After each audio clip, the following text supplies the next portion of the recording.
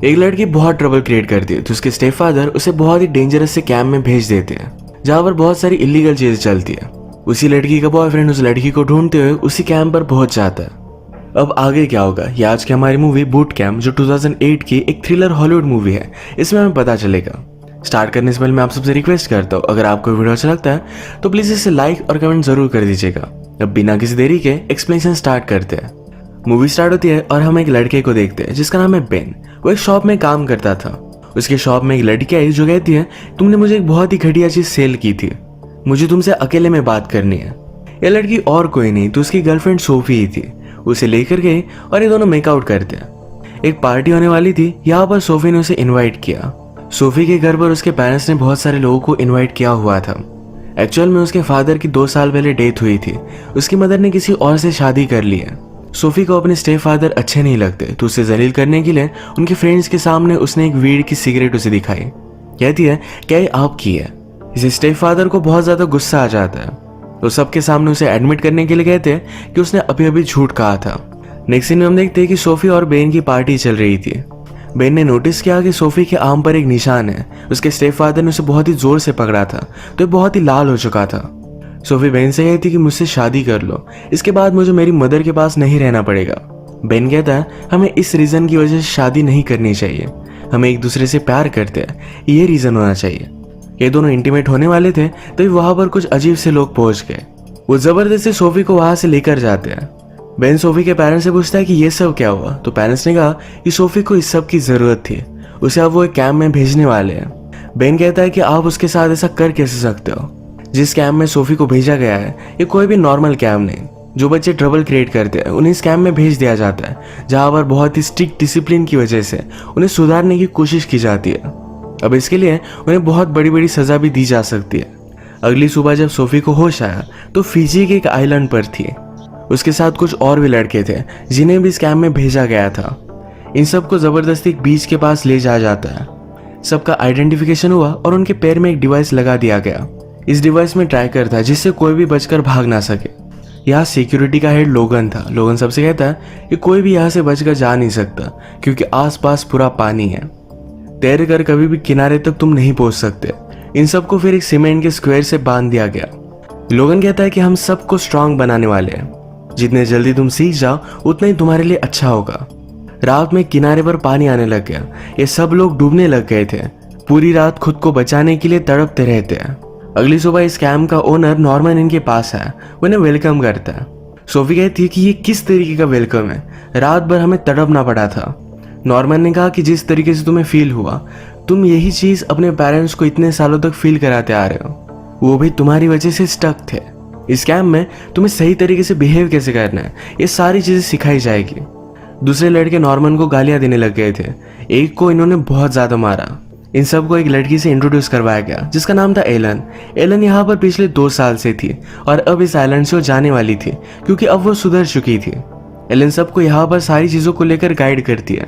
बाकी कैंप के सारे स्टूडेंट ने ब्लैक शर्ट पहने हुए थे। वो कहती है ये तुम्हारी स्टेट ऑफ माइंड रिप्रेजेंट करता है, जैसे जैसे तुम में सुधार आएगा उसी तरीके से टी शर्ट का कलर हम चेंज करेंगे।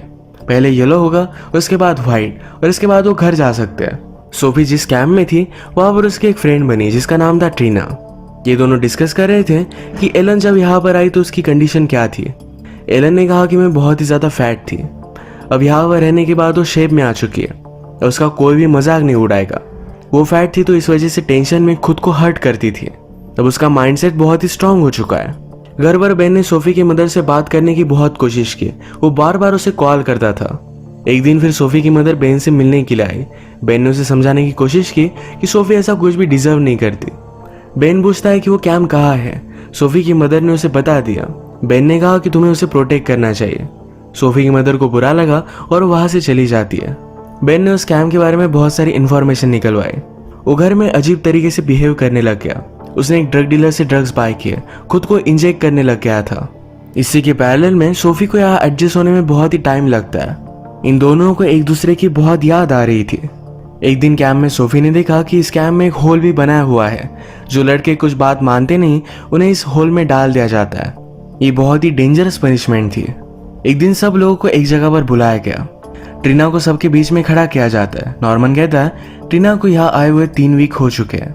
अब ट्रीना ने जो भी किया था उसके बारे में उसे कन्फेस करना था। ट्रीना को सबके सामने बताना गलत लग रहा था, तो नॉर्मन ने कुछ बच्चों को चूज किया। ये सारे मिलकर ट्रीना को पुश करने लग गए, मारने लग गए। फाइनली ट्रीना कन्फेस कर देती है। वो कहती है कि मेरे पेरेंट्स बहुत ही रिलीजियस है, मेरा किसी लड़के के साथ होना ये उन्हें अच्छा नहीं लगता, तो उनसे बदला लेने के लिए एक रात मैं बहुत सारे लड़कों के साथ इंटीमेट हुई थी। इसी वजह से उसे स्कैम में डाल दिया गया। उसने जो भी किया उसे गलत लगता है और इसके लिए वो शर्मिंदा भी थी। सब लोग आकर फिर उसे गले लगाते हैं, कहते हैं हम तुम्हें सपोर्ट करेंगे। इसके बाद हम देखते हैं कि सब लोगों को बहुत ही स्ट्रिक्ट ट्रेनिंग दी जाती है। फिजिकली मेंटली स्ट्रांग होने के लिए सारी चीजें सिखाई जा रही थी। पैरेलल में बेन ने ड्रग डीलर से बहुत सारे ड्रग्स लिए थे। इस वजह से वो ड्रग डीलर डायरेक्टली उसके घर पर पहुंच जाता है। बेन को मारकर वहां से चला गया। ये सारी चीजें बेन के पेरेंट्स ने देखी, उन्हें सब कुछ पता चल गया था। गुस्से में बेन को भी उसी कैंप में भेजने का डिसाइड करते हैं। कैंप में एक रात सब लोग बहुत ही खुश थे। सोफी ने पूछा कि ऐसा क्या हुआ। ट्रीना उसे बताती है कि आज चिकन है, पर ये चिकन बाकी सारे लोग खा जाएंगे, उन्हें लास्टली ये मिलेगा ही नहीं। ट्रीना को चिकन बहुत पसंद था, तो एक पीस लेकर वो छुप कर खा रही थी। ये सारी चीज लोगन देख लेता है। वो कहता है क्या तुम्हें लगता है कि तुम सबसे स्पेशल हो, ये पीस तुम डिजर्व करती हो। अगर मैंने इस बात को रिपोर्ट कर दिया तो तुम कभी भी इस कैंप से नहीं निकलोगी। मैं तो अभी तुम्हें येलो शर्ट दिलवाने के लिए रिकमेंड करने वाला था। ट्रीना कहती कि प्लीज ऐसा मत करना। लोगन ने कहा कि हम दोनों को एक दूसरे की हेल्प करनी पड़ेगी। वो जबरदस्ती उसके साथ इंटीमेट हो जाता है। ट्रीना भी यहाँ से जल्दी से निकलने के लिए उसे कुछ भी बोलती नहीं। रात में बहुत बड़ा तूफान आया, इसमें सबके टेंट टूट चुके थे। इसे फिर से बनवाने के लिए सब लोगों को काम दिया जाता है। ट्रीना को सबका लीडर बना दिया गया था। काम करते करते सोफी बहुत ही ज्यादा थक गई। कहती कि प्लीज मुझे आराम करने दो। ट्रीना ने कहा कि अगर तुमने काम नहीं किया तो हम सबको सजा होगी। सोफी मानती नहीं, तो ट्रीना ने सबको ऑर्डर दिया कि वो सोफी को बहुत मारे, और सब लोग वैसा ही करते हैं। ये सारी चीजें कैमरे में नॉर्मन देख रहा था। वो अपनी कलीग मैरियन से कहता है कि जब भी हम इन लोगों को कुछ बुरा करने का चांस दे तो ये हमेशा वही करते, कोई भी अपना दिमाग नहीं लगाते। इसी वजह से सारे यहाँ पर फंसे हुए हैं। नेक्स्ट सीन में हम देखते हैं कि बेन भी अब कैंप में आ चुका है। वो सोफी को देखता है जिसकी हालत बहुत ही खराब थी। उसे बहुत ज्यादा बुरा लगा। एक दिन सोफी को नॉर्मन ने उसके पास बुलाया। उसे दूध बिस्किट ऑफर करता है। सोफी कहती है ये तुम्हारी ट्रिक क्या है, मुझे कुछ अच्छा देकर मेरी थेरेपी करो, मैं इस तरीके से तुम्हारे स्कैम में आने नहीं वाली।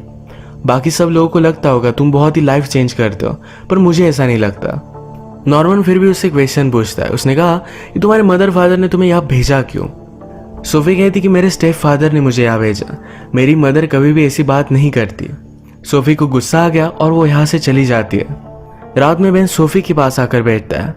सोफी को उसे देखकर बहुत अच्छा लगा, पर एक दूसरे को जानते हैं कि किसी को भी पता नहीं चलने दे सकते थे। एक सीक्रेट जगह इन्होंने डिसाइड की और वहां पर जाकर मिल गए। बेन ने सोफी को कहा कि वो किस तरीके से यहाँ पर पहुंचा है।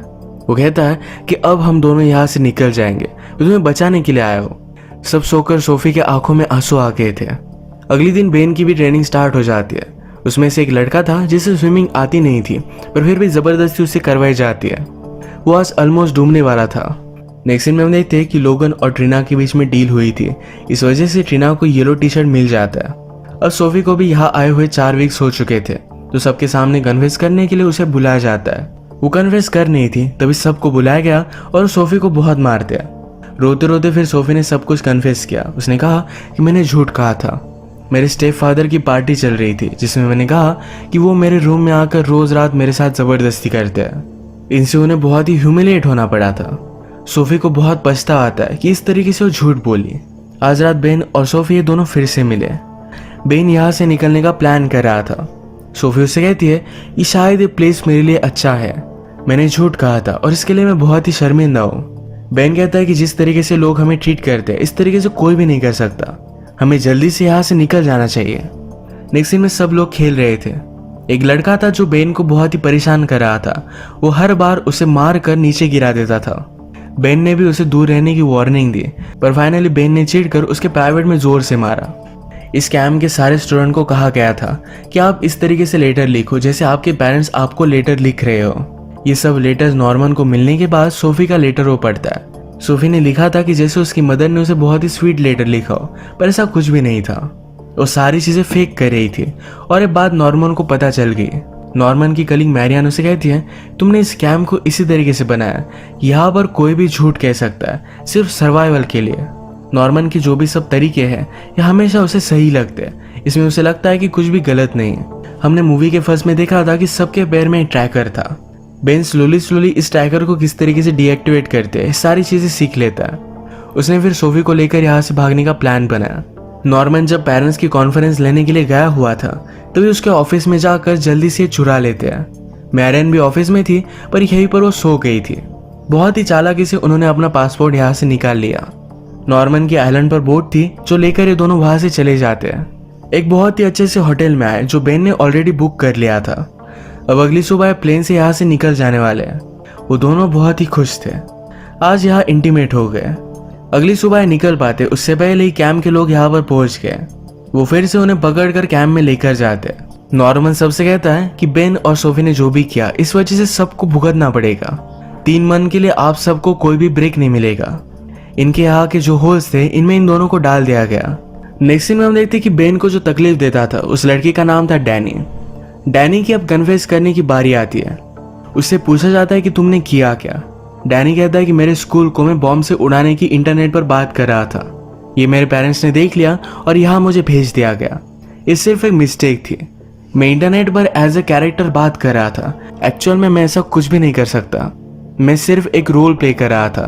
वो नॉर्मन से कहता है कि तुम भी तो एक रोल ही प्ले कर रहे हो, कि हम सब की तुम केयर करते हो, पर एक्चुअल में ऐसा कुछ भी नहीं है। नॉर्मन को इस पर गुस्सा आया और सब मिलकर डैनी को बहुत मारते हैं। अब 1 वीक बीत चुका था और सोफी और बेन को होल से निकाल लिया जाता है। नॉर्मन ने बेन से बात की। उसने कहा तुम्हारी वजह से सोफी की जो भी प्रोग्रेस हो रही थी ये भी स्टॉप हो गई।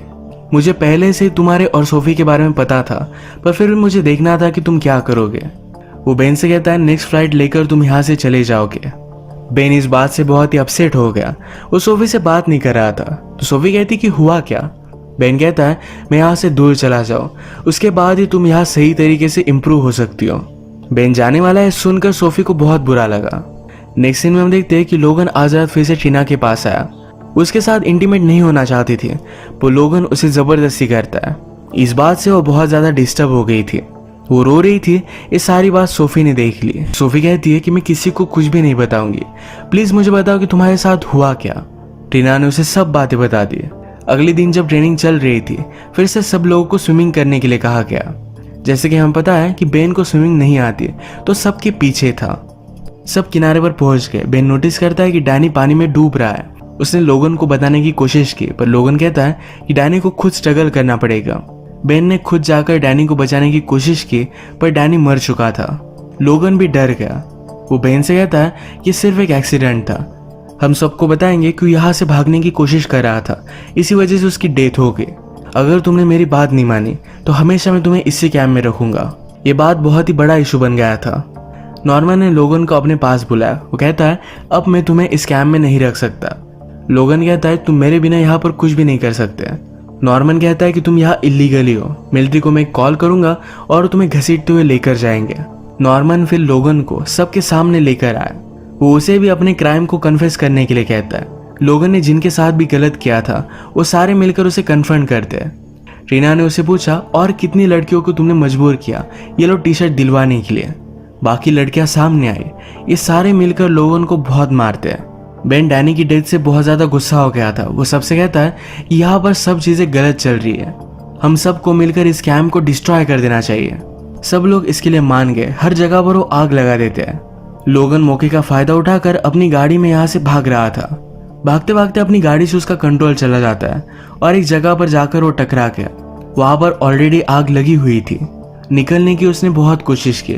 सब लोग उसे देख रहे थे, पर उसे बचाने के लिए कोई भी नहीं आता। उसकी जलकर ही डेथ हो जाती है। फाइनली बेन और सोफी नॉर्मन के ऑफिस में आए। नॉर्मन ने कहा तुमने आज प्रूव कर दिया तुम जैसे बच्चों को कैंप की जरूरत है। अब हमेशा पेरेंट्स डरते रहेंगे, ये कैंप कभी भी बंद नहीं होगा। नॉर्मन के पास गन थी, उन्हें मारने वाला था, तभी बेन ने उस पर हमला कर दिया। बेन के पास भी चाकू था, वो नॉर्मन को मार सकता था, पर उसने ये नहीं किया। नॉर्मन मौके का फायदा उठाकर गन लेकर शूट कर देता है, पर उस गन में कोई भी गोली नहीं थी। नॉर्मन की कलीग मेरियान ने ऑलरेडी इससे बुलेट निकाल ली थी। मेरियान कहती है कि कभी ना कभी इन सारी चीजों को बंद पड़ना ही था। नॉर्मन जिस होल में सबको डालता था, सब ने मिलकर उसे उस होल में डाल दिया। यहाँ पर जो भी होता है इसके बारे में उन्होंने पुलिस को बता दिया। फाइनली सब लोग इस आइलैंड से निकल गए थे। मूवी के लास्ट में बताया जाता है कि 1970 से इस तरीके की अलग अलग कैंप्स है जिसमें बहुत सारे बच्चों को भेजा जाता है। इसमें गवर्नमेंट की कोई भी मॉनिटरिंग नहीं होती, तो अंदर उन्हें कितना भी टॉर्चर किया जा सकता है। अब तक इस तरीके की कैंप में 40 से ज्यादा डेथ हो चुकी है। इसी के साथ ही मूवी एंड हो जाती है। नॉर्मन को जो लगता था कि सबको डिसिप्लिन सिखाना चाहिए, लाइफ में टफ बनाना सिखाना चाहिए, उसका मानना सही था, पर तरीके बहुत ही ज्यादा गलत थे। वो इन बच्चों को हेट करने लग गया था। इसी वजह से फाइनली उन्हें मारने के लिए भी वो रेडी था। इसकी सजा उसे भुगतनी पड़ी। तो आज का वीडियो हम यही खत्म करते हैं। अगर आपको अच्छा लगा तो प्लीज़ लाइक और कमेंट जरूर कर दीजिएगा। बहुत सारी मूवीज़ लेकर आते रहते हो, तो प्लीज़ इस चैनल को सब्सक्राइब कर दीजिए और बेल नोटिफिकेशन आइकन दबाने मत भूलिएगा। हम फिर से मिलेंगे और एक न्यू मूवी के साथ। तब तक के लिए थैंक यू और आप अपने आप का ख्याल रखिए।